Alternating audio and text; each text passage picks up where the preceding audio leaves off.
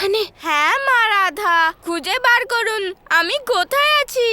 আচ্ছা, আমার সাথে লুকোচুরি খেলা হচ্ছে, কিন্তু আমি তো আপনার দর্শন লাভ করতে চাই। দেখবেন, আমি চোখ বন্ধ করেও আপনাকে খুঁজে নেব।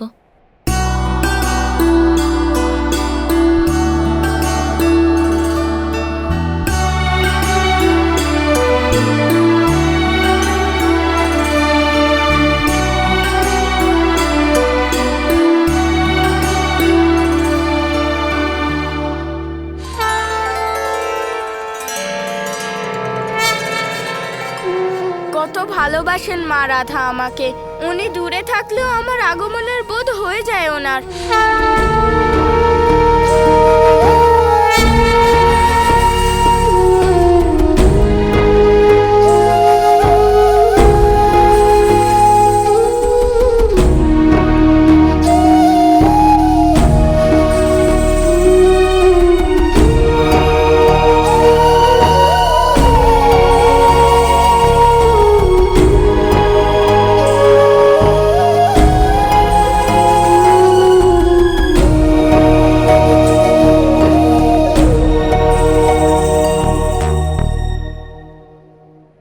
আপনি ফিরে এলেন বালগণেশ। আমি আমার জেদবশত আপনার মনে আঘাত করেছি মা রাধা। আমি চেয়েছিলাম যে আমি মামা স্ত্রীকে জাগিয়ে তুলেই দ্বারকায় আসবো, তাই আপনার ভালোবাসায় বানানো মোদক খাইনি। আমার এরকম করা উচিত হয়নি মা রাধা। আমার অপেক্ষা সমাপ্ত হলো। এবার তো আপনি ফিরে এসেছেন, আমি একটুও দুঃখ পাইনি। আপনাকে শুধু মোদক খাওয়াতে চেয়েছিলাম। কিন্তু মা রাধা, আমি আপনার মোদক মানা করে দিয়েছিলাম, তাও আপনি আমার উপর রেগে নেই। মা রাধা, আপনি আমায় নিজের হাতে খাইয়ে দেবেন তো? হ্যাঁ হ্যাঁ, নিশ্চয়ই।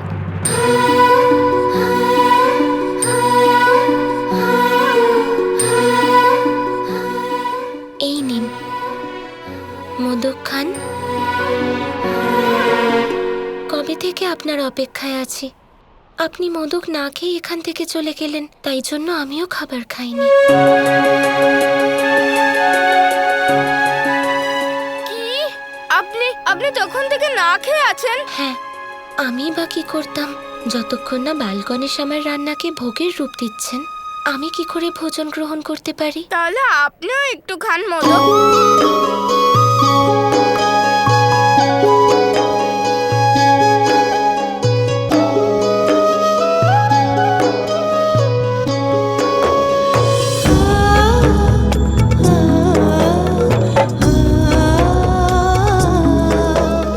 মা রাধা, আপনার চোখে আমি আমার মায়ের মতো ভালোবাসা দেখতে পাই।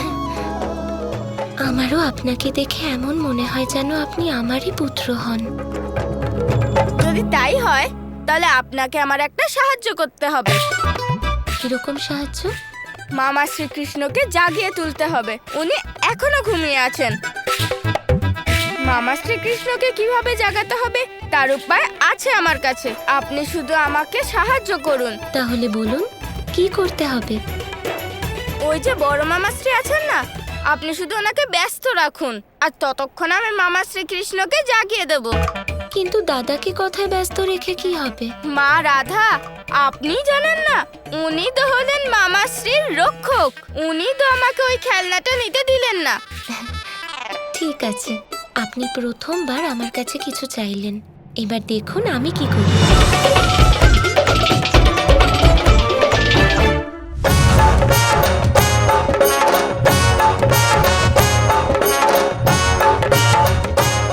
মামা শ্রী, আমি হলাম আপনারই ভাগ্নে। যেটা ভাবি সেটা করেই ছাড়ি। আর কি বা বাকি রয়েছে ভাগ্নে? সমগ্র ব্রহ্মাণ্ডকে তো তুমি তোলপাড় করে দিয়েছো। দেখো বালক গণেশ, সুদর্শন চক্র ওখানে পঞ্চম স্তম্ভে সুরক্ষিত আছে। এবার কি করে নিয়ে আসি ওই সুদর্শন চক্রকে?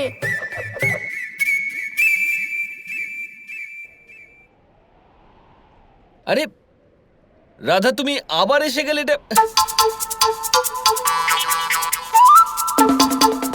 দাদা, আমি কি এখানে আসতে পারি না? কারণ তুমি ব্যাপারটা বুঝতে পারছো না।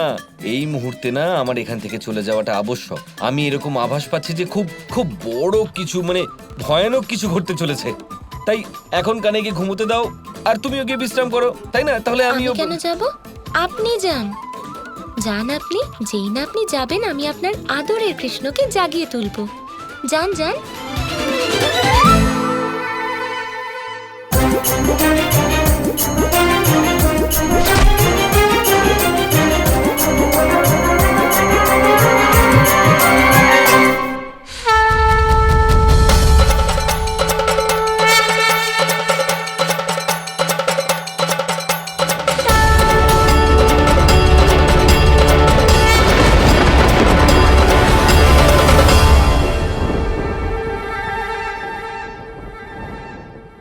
এটা নিশ্চয়ই বালক গণেশের কাজ।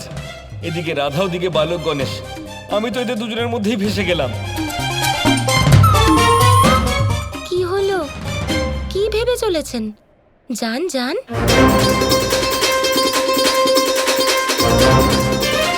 কানাই, এবার অন্তত কিছু করো। আমি কি করব দাদা? এ হলো রাধা আর গণেশের পরিকল্পনা। এতে আমি আপনাকে কিভাবে সাহায্য করব? তাহলে তো আর কিছু করা সম্ভব নয় কানাই, এবার তো রাধা তোমাকে জাগিয়ে দেবেই। দাদা, আমার কেন জানি না মনে হচ্ছে আপনি মনে মনে কৃষ্ণের সাথে কথা বলছেন, তাই না?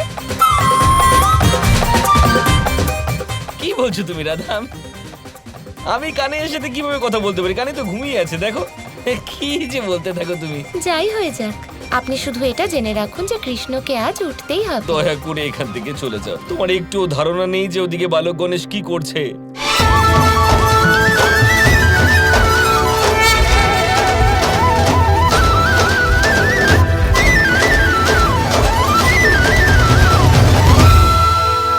সুদর্শন চক্র নেবার কোনো না কোনো উপায় বার করতেই হবে।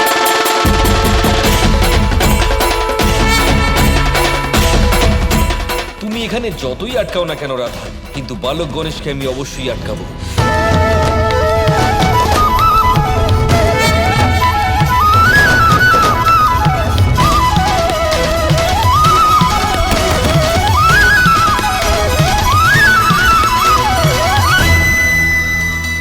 দাদা, বাল গণেশের সাথে ওনার মায়ের ভালোবাসা আছে, আর আমার মনেও বাল গণেশের জন্য স্নেহ আছে। উনি আগের থেকে অনেক বেশি শক্তিশালী। আপনার কি মনে হয় আপনি এই দুই মায়ের ভালোবাসাকে পরাজিত করতে পারবেন? দুই মায়ের ভালোবাসাকে পরাজিত করতে পারবেন? হ্যাঁ, মা রাধা তো ঠিক কথাই বলেছেন। আমার কাছে তো একজন না, দুই মায়ের ভালোবাসার শক্তি আছে। অর্থাৎ আমাকে কেউ আটকাতে পারবে না। আমি কি করে কোনো মায়ের ভালোবাসাকে পরাজিত করতে পারি রাধা? কিন্তু আসল সত্য হলো এই যে আমরা যে স্তম্ভে বাস করি তাছাড়াও বিশেষ কিছু স্তম্ভ হয়ে থাকে যেখানে কেউ যেতে পারে না। কেউ না, বুঝেছো? কেউই নয়। হ্যাঁ হ্যাঁ, কিন্তু কোনো আয়াম প্রেমের থেকে বড় হতে পারে না। যার অন্তরে প্রেম আছে, সমগ্র বিশ্ব তার। তিনি সমগ্র বিশ্ব।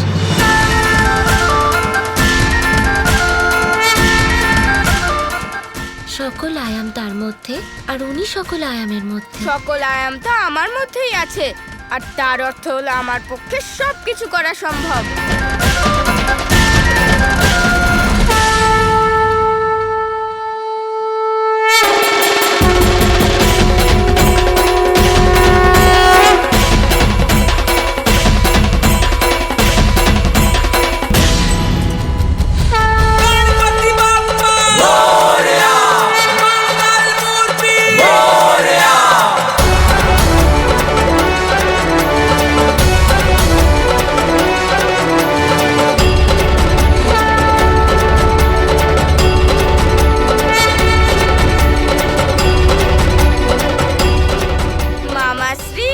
এবার তো আমি সুদর্শন চক্র নিয়েই ছাড়বো, আর এবার তো আপনাকে উঠতেই হবে।